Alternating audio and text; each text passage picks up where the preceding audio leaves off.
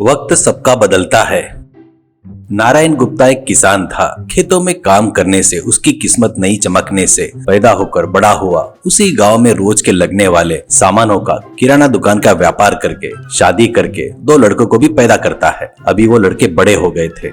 नारायण गुप्ता उन दोनों की भी शादी करके उसके किराना दुकान के दो भाग करके एक दुकान को बड़े लड़के को, एक दुकान में छोटे लड़के को बिठाता है। पर दोनों दुकानों को किराना दुकान न रखते हुए एक दुकान में फैंसी शॉप बदल देता है। दोनों लड़कों को व्यापार के बारे में सब कुछ पता होने तक वो खुद ही रहकर देख रहा था। बड़े लड़के का नाम गोपाल कृष्णा और दूसरे लड़के का नाम मारुति था। दोनों भाई को जिम जाकर एक्सरसाइज करके बॉडी बनाने का शौक था। वो दोनों एक ही नहीं, वो बहुत अच्छे कलाकार भी थे। श्री राम नवमी को देवी के नवरात्रि में उस गांव के बीच में मंडप डालकर तरह तरह के भजन स्पर्धा, भरतनाट्यम, नाटक के प्रदर्शन करते थे उत्साह कमेटी वाले। उसमें कृष्णा अंजनेय के नाटक में गोपाल कृष्णा बनकर और मारुति हनुमान बनकर नाटक करते हुए बहुत सारे प्राइज जीतते हैं। उनका शरीर बढ़िया तगड़ा रहने से, अच्छा रहने से उनकी गांव में सभी लोग तारीफ करते थे। वो गांव शहर से कम 15 किलोमीटर दूर रहने से, वहां पर होलसेल की कोई भी दुकान नहीं रहने से नारायण गुप्ता हर 3 महीने में एक बार जंगल पार करके शहर जाकर वहां से दुकान में लगने वाला पूरा सामान लाकर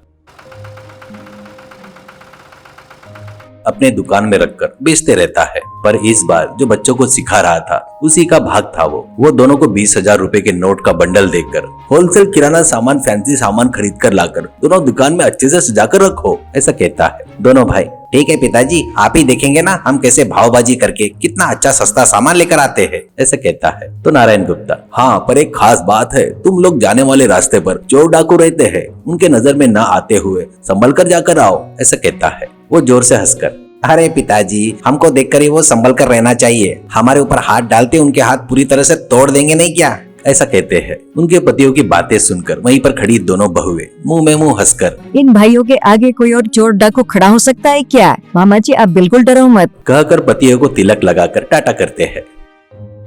अब दोनों भाई बाइक के ऊपर शहर जाते हुए रास्ते में पड़ने वाले जंगल से जा रहे थे। 4 चोर आकर बाइक के आड़े खड़े हो जाते हैं।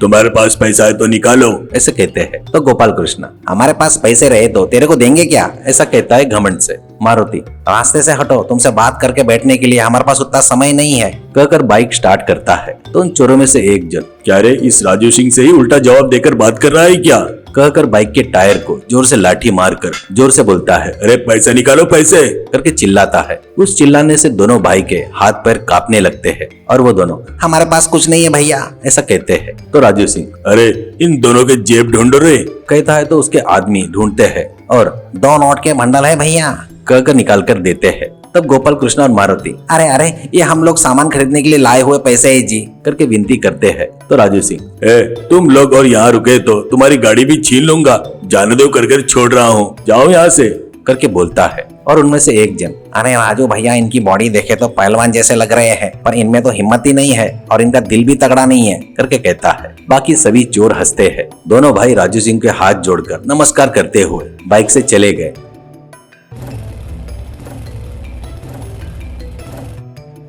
घर आने के बाद नारायण गुप्ता, अरे इतने जल्दी आ गए, शहर नहीं गए क्या, सामान कहाँ है, ऐसे कहते हैं। तो वो लोग हुआ सो बताकर दुखी होते हैं। तो नारायण गुप्ता को बहुत गुस्सा आता है और वो, इतनी तगड़ी बॉडी क्यों बना रहे डरपोक कहीं के, तुम दोनों रहकर भी 4 लोगों को मार नहीं सके क्या, कहकर दोनों बहू से, इनको रोज लोटा भरकर दूध, दही, बादाम, खीर, मटन जमकर खिला रहे हो ना इन डरपोक लोगों को, करके कहता है। वो दोनों बहुएं मुंह बनाकर निकम्मे पति कहकर पीछे पलटकर अंदर चले जाते हैं। इससे गोपाल कृष्णा और मारुति के सर काट दिए जैसा हो जाता है। ताव में आकर गोपाल कृष्णा, चल रे अभी कभी जाकर उस राजू सिंह को जमकर धोकर अपना पैसा वापस लेकर आएंगे, ऐसा कहता है। तो नारायण गुप्ता, थोड़ा गुस्सा कम करो रे, फिर से गए तो वही होगा, मार खाकर आओगे, ताकत का नहीं दिमाग का उपयोग करो, करके उनको कुछ बताता है। दोनों भाई बाइक लेकर रास्ते में नाटक के मेकअप करने वाले मेकअप मैन के पास जाकर चोरों का मेकअप करके फिर से जंगल की तरफ जाते हैं। वो लोग जा रहे थे। जंगल में राजू सिंह अकेला पेड़ के नीचे दिखता है। ये लोग बाइक दूर ही रोककर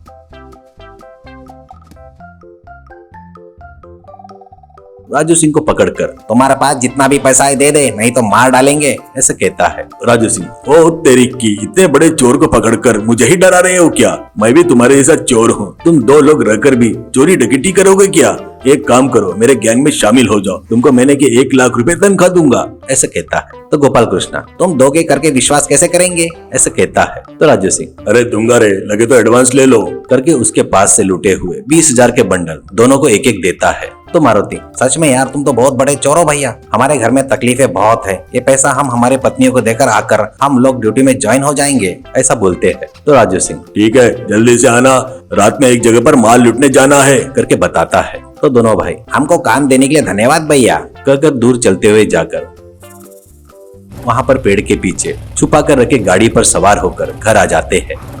ये देखकर पिताजी बच्चों के दिमाग की तारीफ करते हैं और पत्नियां हमारे पति सोना है सोना। करके कहती है।